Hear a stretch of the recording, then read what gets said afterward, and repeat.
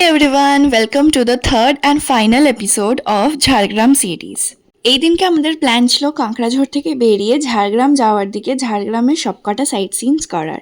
তো সকাল সকাল রেডি হয়ে চলে গেছিলাম আমাদের লালু ভুলুকে একটু বিস্কিটস খাওয়াতে। তোমরা তো আগের পার্টেই দেখেছো যে ওরা আমাদেরকে কত টেক কেয়ার করেছে। আমি এমনি একটু ভয় পাই, বাট ওরা কিচ্ছু করছিল না, ওরা খুবই ভালো ছিল। তাই আমিও সাহস করে ওদেরকে গিয়ে খাইয়ে এসেছিলাম। তারপরে মারা যতক্ষণ লাগেজ গাড়িতে তুলছিল আমি তোমাদের দেখাই, এখান থেকে বলেছিলাম সিআরপিএফ ক্যাম্পের একদম পাশে আমাদের গেস্ট হাউসটা। তো এটা ছিল কাকড়াঝোড় গভর্নমেন্ট গেস্ট হাউস। আর একটু ওপরে গেলেই, এই রাস্তাটা ধরে ওপরে গেলেই সিআরপিএফ এর ক্যাম্পটা দেখা যায়, একদম গেটটা পুরো সামনেই। যে গ্রিন বাউন্ডারিটা ওইটাই সিআরপিএফ এর ক্যাম্প ছিল। তারপর আমরা বেরিয়ে গেছিলাম। বেরোতে না বেরোতেই রাস্তায় এক জায়গায় এটা মহুয়া ফুল বলে, মহুয়া ফুল শোকাচ্ছিল। এটা হচ্ছে একটা লোকাল ড্রিঙ্ক, তোমরা যেই গেস্ট হাউসে থাকবে সেখানে বলতে পারো, ওরা অ্যারেঞ্জ করে দেয়। এই ফুলটা শুকিয়ে ড্রিঙ্কটা বানানো হয়। পরে চলে গেছিলাম লাল জল কেভে। এটা বেসিক্যালি একটা ওপরে কেভ মতন আছে, তার জন্য এই রাস্তাটা দিয়ে যেতে হয়। বেশ বড় বড় পাথর, আমরা হাফ গেছিলাম আর কেভটার ভেতরে ঢোকাও যায় না। ওপরে একটা শিবলিঙ্গ মতন আছে, তো এখানকার পুরুত মশাইরা ওখানে গিয়ে পুজো দেন। আর এখানে নিচে পুজো হচ্ছিল, তো সেখান থেকে আমাদের ফল প্রসাদও দিয়েছিলেন। এখানকার মানুষজন সবাই ভীষণ ভালো। তারপরে এরকম সুন্দর রাস্তা ধরে আমরা চলে গেছিলাম সাবিত্রী টেম্পলে। ভেতরটা খুব সুন্দর, বেশ সুন্দর সুন্দর গাছ লাগানো আছে ওখানে। এটা অলমোস্ট 350 বছর পুরনো একটা মন্দির, আর খুবই ওয়েল মেনটেন্ড আর ভীষণ ক্লিন। এখানে এসে একটা জিনিস খুব ভালো লেগেছে, সব জায়গাগুলোই ভীষণ ওয়েল মেনটেন্ড আর ক্লিন, লোকজন বেশি নোংরা করে না। তারপরে গেছিলাম ঝাড়গ্রাম রাজবাড়ি। এখানে যে একটা ময়ূর ছিল সেটা আমি দেখতেই পাইনি, আমাকে পেছন থেকে বলা হয়েছে, তারপরে আমি বুঝতে পেরেছি যে ও হ্যাঁ এটা ময়ূর। তো যাই হোক, এখানে ভেতরে ঢুকতে দেয় না, আমাদের বুকিং না থাকলে, ঝাড়গ্রাম রাজবাড়িতে রুম বুকিং না থাকলে এখানে ঢোকা যায় না। বাইরে থেকে এত দূর থেকেই এটা দেখতে দেয়। তারপরে গেছিলাম অনেক বছর পুরনো, অলমোস্ট 500 বছর পুরনো কনক দুর্গা মন্দিরে। কনক দুর্গা মন্দির যাবার জন্যে এখানে এই রাস্তাটা দিয়ে যেতে হয়। বেশ সুন্দর রাস্তাটা, ছবি তুললে খুব ভালো ভালো ছবি উঠবে। এই মন্দিরটা বানিয়েছিলেন গোপীনাথ সিং। এখানে পুজো দিতে হলে বাইরেই স্টলস আছে, তো সেখান থেকে কিনে আমরা পুজোও দিতে পারি। আর এখানে তো পুরো ভর্তি বাঁদর ছিল, মানে লাইক মানুষের থেকে বাঁদর বেশি এরকম। তো যাই হোক, এখানে দুটো বাঁদর, মানে মা আর বাচ্চা মেবি, খুবই ফানি ছিল। মাটা একটা খাবার নিয়ে এসেছিলো, বাচ্চাটা চাইছিল, মাটা কিছুতেই ছাড়বে না আর বাচ্চাটাও ছাড়বে না। তারপরে এখানে একটা রাস্তা আছে যেটা দিয়ে একটা গেট মতন করা আছে, ওইটা দিয়ে আমরা দুলুং নদীতে যেতে পারি। তো এই যে আমরা পৌঁছে গেছি দুলুং নদী, এই পুরো নদীটার নামই দুলুং নদী। তারপরে গেছিলাম চিল্কিগড় রাজবাড়ি। এটাতেও আমাদের অনেকটা সামনে অবধি আসতে দেয় গাড়ি নিয়ে। আর এখানেও নাকি লোকজন থাকে, মানে ফার্স্টে তো দেখে মনে হচ্ছিল এখানে কোথায় লোকজন থাকবে এত পুরনো একটা বিল্ডিংয়ে, বাট এখানেও লোকজন থাকে। এটাতে সামনে অবধি অ্যালাউড, কিন্তু ভেতরে যাওয়া অ্যালাউড না বুকিং না থাকলে। তারপর রাস্তা দিয়ে যেতে যেতে একটা ব্রিজ মতন আসছিল, সেখানে দুলুং নদীটা আবার দেখা যাচ্ছিল, বেশ সুন্দর একটা ভিউ ছিল। তারপরে এই সুবর্ণরেখা এনে আমরা লাঞ্চ করে নিয়েছিলাম। এখানে খাবারগুলো বেশ ভালো ছিল, কাঁসার থালায় দিয়েছিল, থালিতে যা যা থাকে। আর আমরা নিয়েছিলাম পাতুরি থালি, তার জন্য পাতুরি ছিল, পাতুরিটাও দারুণ ছিল খেতে। তারপরে খাওয়া দাওয়া করার পর চলে গেছিলাম আমরা ঝাড়গ্রামের ফেমাস জুলজিক্যাল পার্কে। এই জায়গাটা পুরো ফরেস্টের ভেতর দিয়ে বানানো, আর বিশাল বড় একটা এরিয়া নিয়ে জায়গাটা তৈরি করা হয়েছে। তো আমরা ফার্স্ট, এখানে সাইনবোর্ডে লেখাই ছিল কোথায় কি আছে, তো আমরা ফার্স্টে লেপার্ড, বিয়ার, ওইগুলো যেগুলো দেখা যায় না জেনারেলি, সেইগুলোতেই দিকেই গেছিলাম।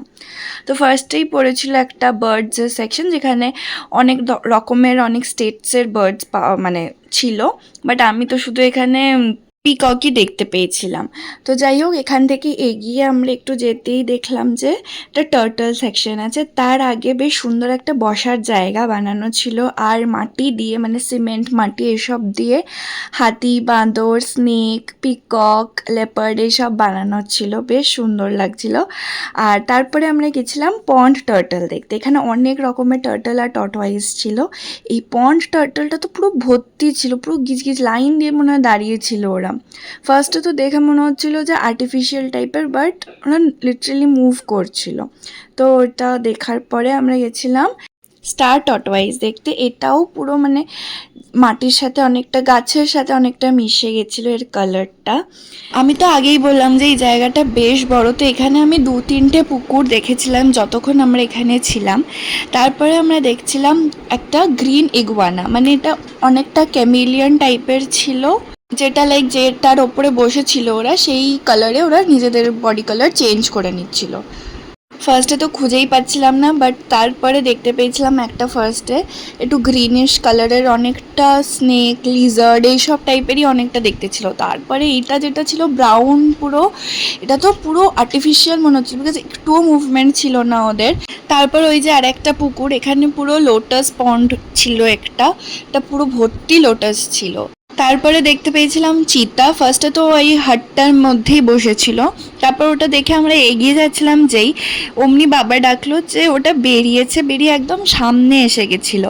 তো আমিও গেলাম আবার ভিডিও করতে, আর একদম লাইক পুরো আমাদের জন্যেই ওখানে বসেছিল মনে হচ্ছিল, বিকজ আমরা ছিলাম আরও 2-3টে ফ্যামিলি ছিল।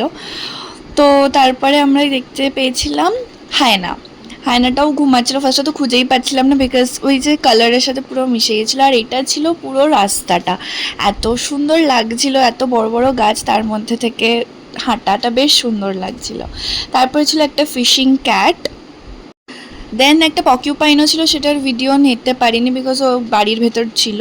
আর এখানে একটা ব্লু রঙের বার্ড ছিল, তার একটা ফেদারও আবার বাইরে পড়েছিল। তারপর দেখেছিলাম নীলগাই, এদের বেশ বড় বড় শিং ছিল, অনেকগুলোই ছিল নীলগাই। আর আরও অনেক কিছু ছিল, সেইগুলো আর ভিডিও করিনি অত, বিকজ ওগুলো লাইক কমন ছিল। আর ডিয়ার ছিল অনেক, অ্যাজ ইউজুয়াল ডিয়ার সব জায়গায় অনেক থাকে। আজ অবধি যতগুলো জুলজিক্যাল পার্কে গেছি, কিছু থাকুক না থাকুক ডিয়ার থাকবেই। আর লাস্ট দেখেছিলাম একটা বিয়ার, ভালুটা আমাদের খুব পছন্দ হয়েছিল, বিকজ ও বেশ ডান্স ওয়ান্স করছিল অনেক রকমের, সেটার ভিডিওতে আর আসেনি। তো ওখানে বিয়ার ছিল 2টো। আর তারপরে এখানে ওদের জন্য খেলা করারও অনেক কিছু বানানো ছিল। এটাই ছিল মোটামুটি আমাদের লাস্ট স্পট। তারপরে ওই ঝাড়গ্রাম ফরেস্টের ভেতর দিয়ে একটা রাস্তা ছিল, সেই রাস্তাটাতেই আমাদের যে ড্রাইভার দাদা ছিল উনি ঘোরাচ্ছিলেন, অ্যান্ড ওখানে দাঁড়িয়ে আমরা ফটোও তুলতে পারি। তারপরে চলে এসেছিলাম আমরা আমাদের রিসর্টে। আমরা ছিলাম জোনাকি গেস্ট হাউসে, ওই দিকটা ছিল কিচেন আর ডাইনিং এরিয়া। এটাও পুরো ফরেস্ট কেটে একটা জায়গাকে পুরো বানানো হয়েছে, পুরো একদম মিডল অফ দ্য ফরেস্টে। আর এখানে 3-4-5টা মতন টেন্ট ছিল, আমাদেরটা একদম লাস্টে যেই টেন্টটা, ওই 2টো আমাদের রুম ছিল। বাইরে থেকে বেশ কিছুটা এরকম দেখতে, রুমসগুলো খুব ভালো ছিল, সবই ভালো ছিল, বাট ওদের জাস্ট 10 মান্থস হয়েছে, এটা ইনগ্রেশন হয়েছে, তো ওরা বৃষ্টি মানে বর্ষাকাল আগে কখনো ফেস করেনি, তো ওরা জানে না যে লাইক কী কী কনসিকুয়েন্সেস হতে পারে। তো ওদের দেওয়ালগুলো লাইক একটু না ভিজে ভিজে গেছিলো, অ্যান্ড ওয়াটার ওভারফ্লো করছিল দেওয়ালগুলো থেকে, ওটাই একটা ডিমেরিট ছিল, বিকজ রাত্রিরে খুব জোর বৃষ্টি হয়েছিল, আর তাতে পুরো ফ্লোরে জল হয়ে গেছিলো। ওদের বলাতে ওরা চেঞ্জ করে দিয়েছিল রুম, বাট স্টিল মেবি পরের বার ওরা আরও বেটার করে দেবে রুমগুলো। বাকি এমনি ওয়াশরুম, বেড সবই বেশ নিট অ্যান্ড ক্লিন আর সুন্দর। আমরা একটা আম কুড়িয়ে পেয়েছিলাম, আর সেটা কাটার জন্য হোটেল থেকে আমরা একটা ছুরি নেওয়া হয়েছে। সেই ছুরিটার সাইজটা দেখাও, এটা হলো আমের সাইজ, এটা ছুরির সাইজ।